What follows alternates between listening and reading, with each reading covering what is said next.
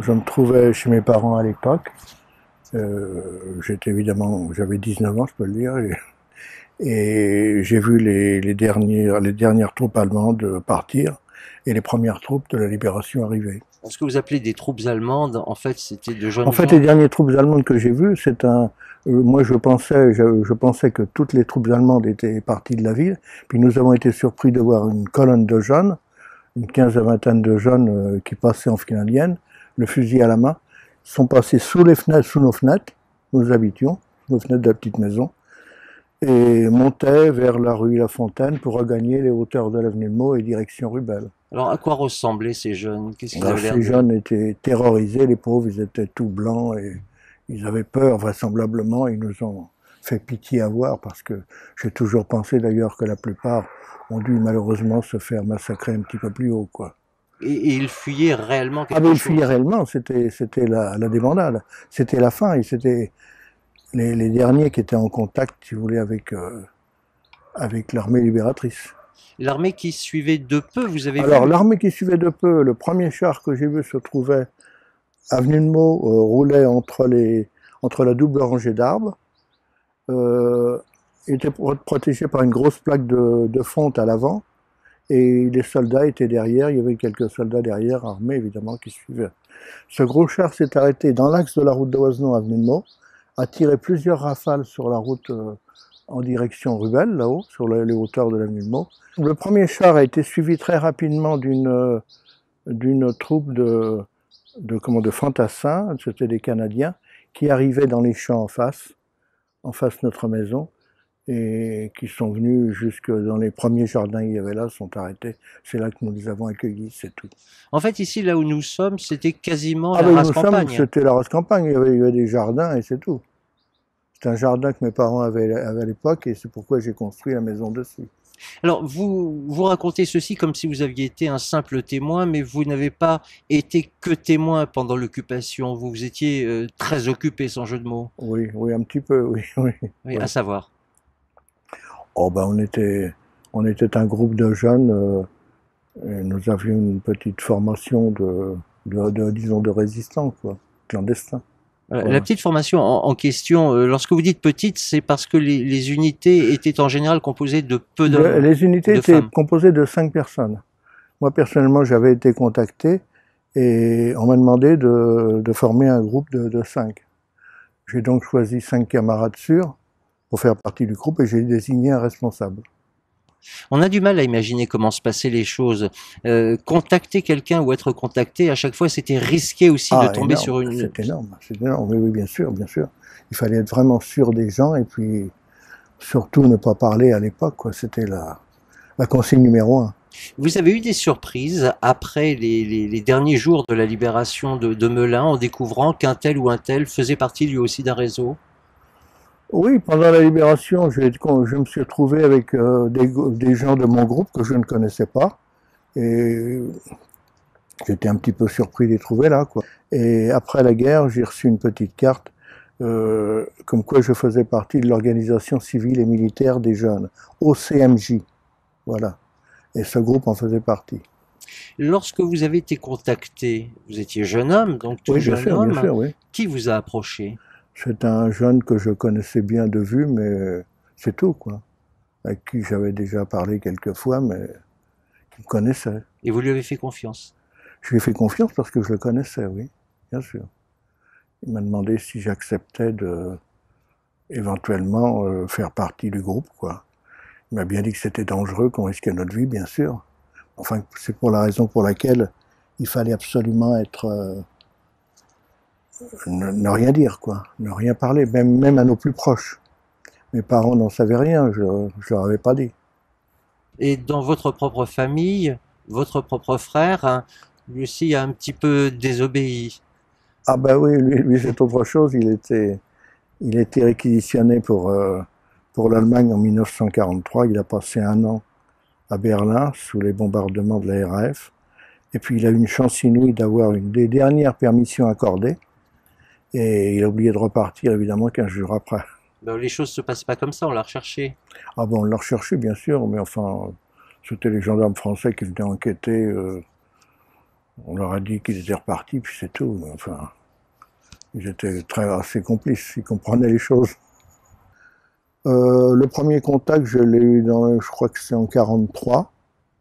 Oui, en 43. Voilà.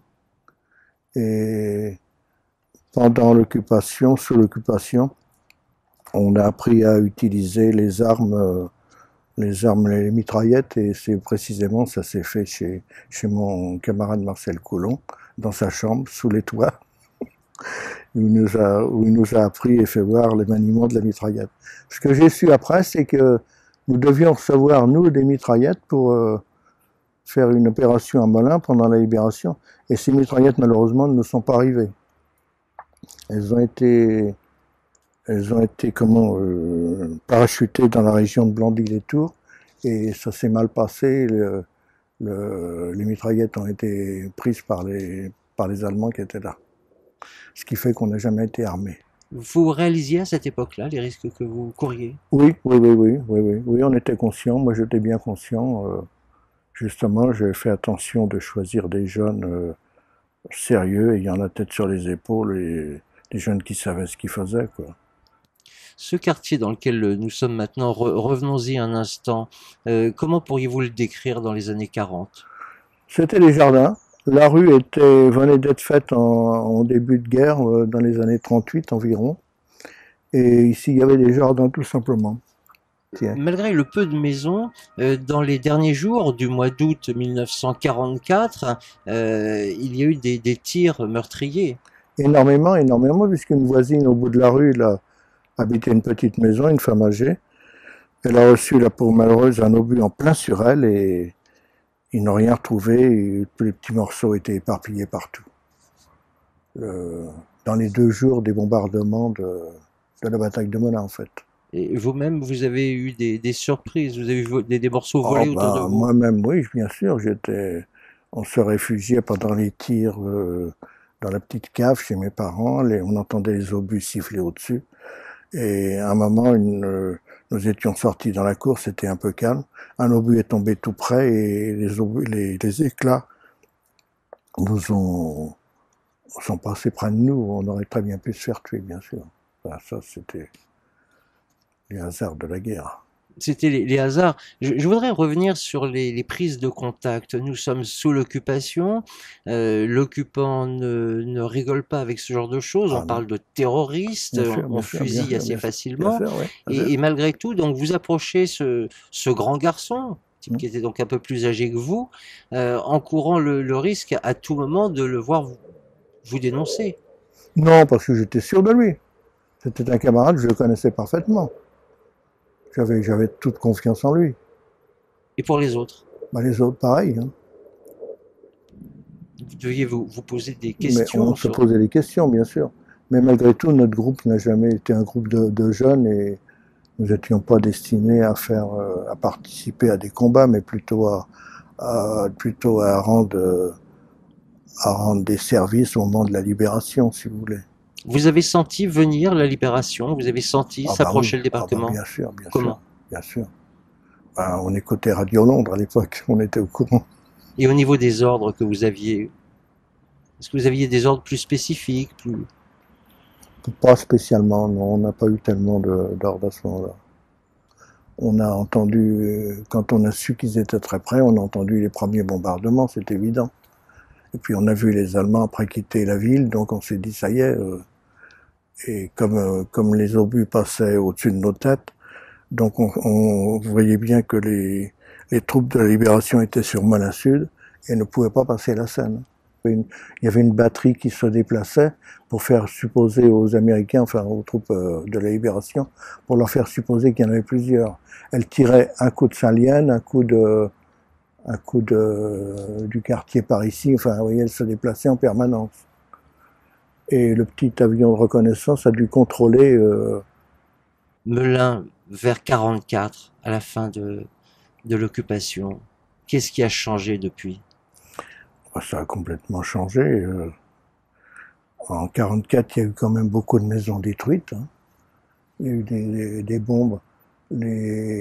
Comment je veux dire, les aviateurs allemands qui étaient à Ville-la-Roche sont venus 2 jours après, un peu en représailles, bombarder la ville.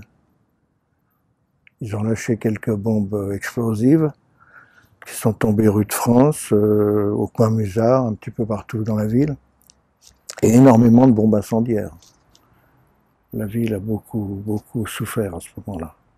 Quelles sont les institutions qui ont été reconstruites, mais qui ont souffert bon, l'église, par exemple, Saint-Aspect a pris un obus. L'église, le clocher Saint-Aspect, évidemment, est tombé, puisque il y avait des mitrailleurs allemands qui se trouvaient en haut et qui tiraient.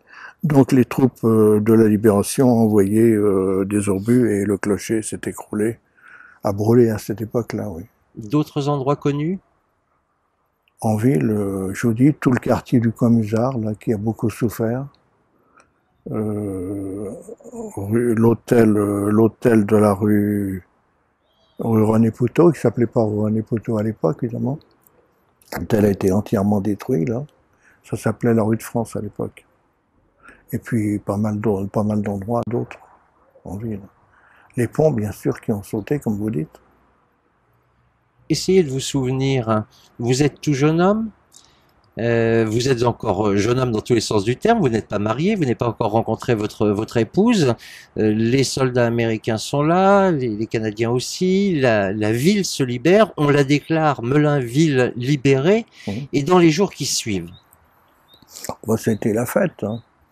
Ça a été la fête parce que les troupes de la libération étaient très très bien reçues par tout le monde, bien sûr. C'était les libérateurs, c'est évident, quoi. Voilà. Puis tous les jeunes enfants ont le souvenir des Américains qui distribuaient des bonbons, des chewing-gums, même des bas de soie qu'on ne connaissait pas, vous voyez. Bon, enfin, ça changeait totalement. Et on fait la fête avec quoi en août ou en septembre 44 quand on est encore en pleine restriction? Parce que les restrictions ont duré longtemps. Oui, bien sûr, ça a continué à durer un peu. Ben, les gens étaient plus heureux de vivre, ils n'avaient plus cette épée de Damoclès au-dessus de la tête, c'est ça, quoi, en fait.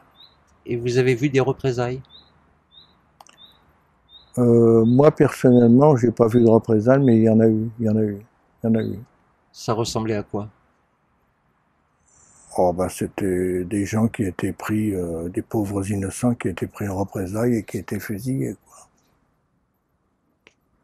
Je me souviens, j'avais un jeune camarade qui s'est fait arrêter bêtement par un officier allemand. C'est d'ailleurs de sa faute parce qu'il l'avait traité de boche à l'époque. Et l'officier allemand l'a emmené à la commandanture. Et il a passé la nuit à la commandanture. Bon, c'est ces gens-là qu'on prenait en cas de représailles. C'est moi qui ai dû aller prévenir ses parents, enfin pas ses parents, sa grand-mère chez qui il habitait, pour lui dire qu'elle ne s'inquiète pas qu'il passerait la nuit à la commandanture.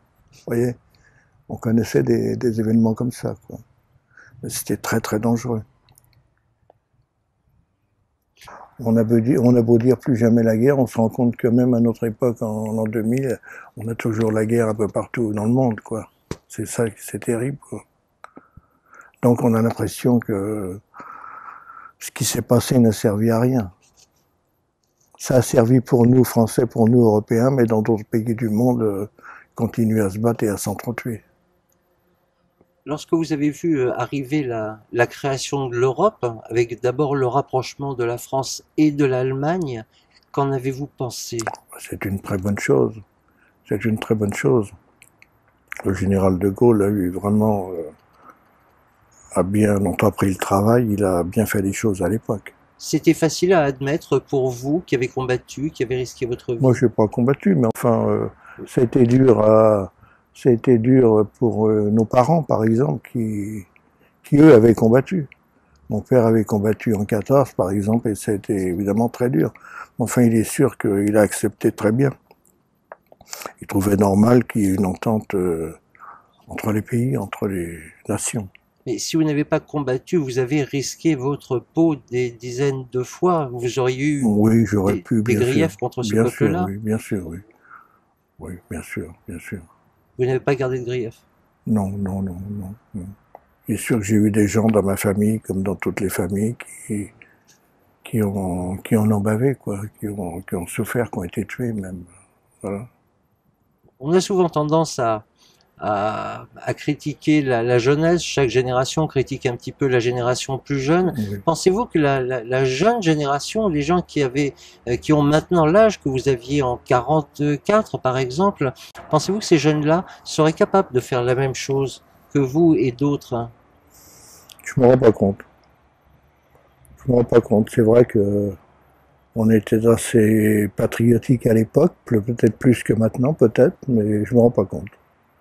Je ne sais pas. Et je ne sais pas. Il faudrait vraiment qu'ils se retrouvent, peut-être que les jeunes se retrouvent dans les conditions que nous sommes trouvés à l'époque. Le patriotisme se révèle avec le danger. Peut-être, oui. Peut-être, je crois. Vous êtes optimiste sur l'avenir des relations entre les peuples? Pour l'Europe, oui, oui, oui. C'est pas toujours facile de mettre tout le monde d'accord, il y a beaucoup de problèmes à solutionner, mais enfin je suis optimiste parce que c'est une bonne chose, quoi.